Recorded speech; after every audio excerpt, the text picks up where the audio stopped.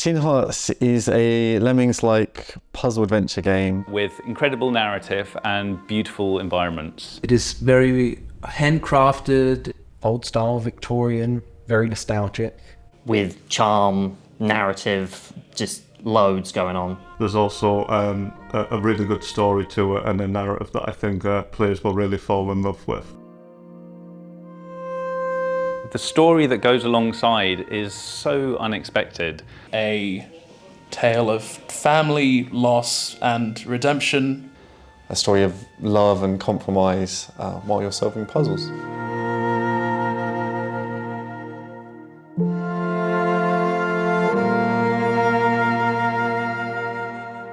Tin Hearts has a long history. It began actually quite a long time ago, back in 2016 when we first founded Rogue Sun. At the time we were actually looking to do kind of a small game to I guess test ourselves as a new studio and test the waters of VR as well. So and actually Tin Hearts started as a VR project. During those early days of prototyping, we discovered that having gameplay come to you as opposed to you kind of going out to the game, especially given the issues around kind of locomotion and moving around in big environments, we're like, okay, well, what if we keep the environment small and bring the game to you?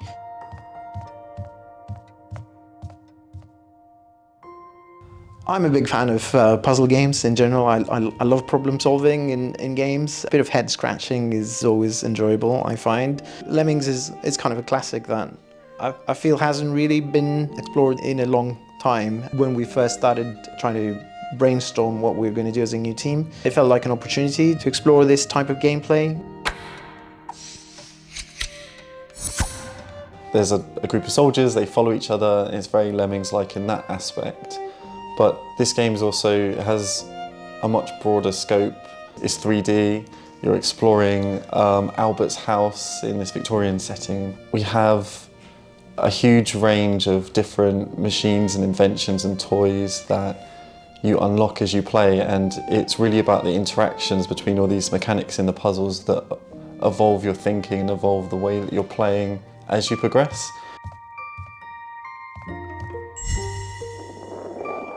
It's a very simple, when you first look, game premise, but as soon as those mechanics start rolling in, they just complement each other so well. One level you might interact with a certain mechanic one way, and as soon as another machine gets added, you then have to completely see it from a different point of view, all of the things you've learned previously.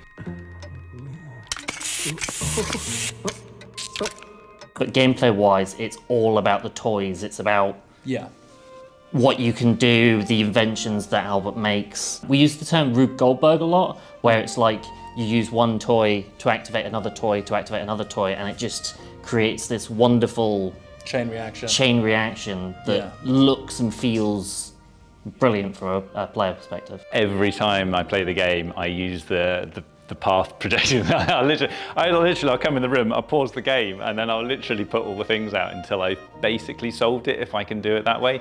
This works well on the first sort of Act 1, Act 2. It gets more tricky when you get into the bigger levels, but yeah, I do a lot of pausing and doing the path. Every single level builds on every previous one. Every 2 or 3 levels there is a new sort of mechanic, a new feature, a new ghostly power, a new machine to work with. So it never really gets boring.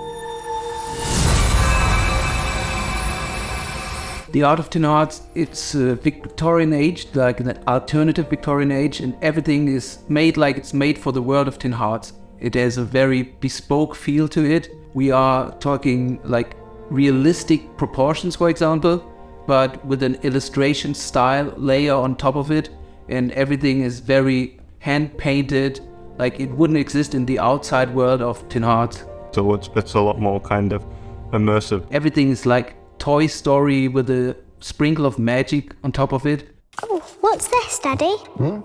Where? No, best leave that be. But what is it? I want to take a peek, please. You will, when it's ready.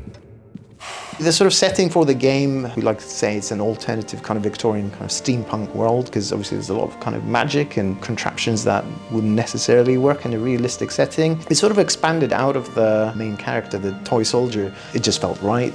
The mechanics that we wanted to explore, the story that we wanted to explore, the Victorian setting just made a lot of sense. And again, you know, kind of nod to sort of the Britishness of the studio. We wanted to have that sort of character there as well.